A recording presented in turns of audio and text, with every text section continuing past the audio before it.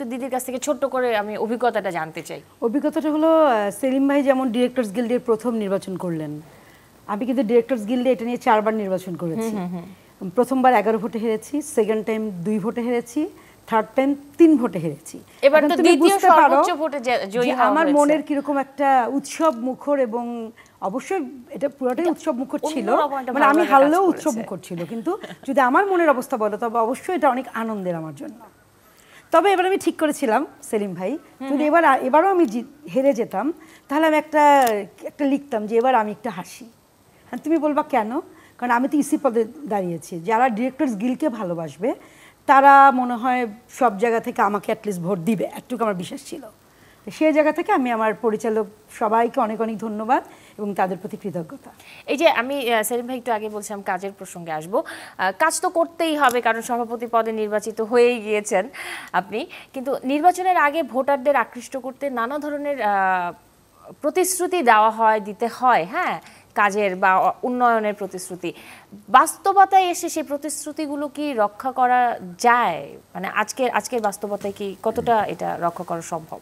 Thank you. আমি শতাধিক ভোটে জিতেছি, আমার নিকট 2 ভোট, 102 ভোটে আমি জিতেছি। এটা অনেক বড় পার্থক্যে আমি জিতেছি।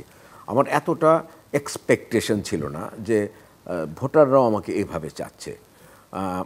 তাদের উপর একটা বিশ্বাস আমি স্থাপন করতে পেরেছি। আমি অভিনয় শিল্পী সংঘে 2 বছর সভাপতি পদে ছিলাম, আমি কিছু কাজ করেছিলাম। সেই অভিজ্ঞতা থেকে আমি একটা ইশতেহার যেটা আমরা দিয়েছি নির্বাচনের ক্ষেত্রে, যে ইশতেহারগুলো বাস্তবায়ন করা সম্ভব বা বাস্তবায়নের পথে কিছু দূর এগোনো সম্ভব, সেইগুলোই আমরা ইশতেহার হিসেবে রেখেছি।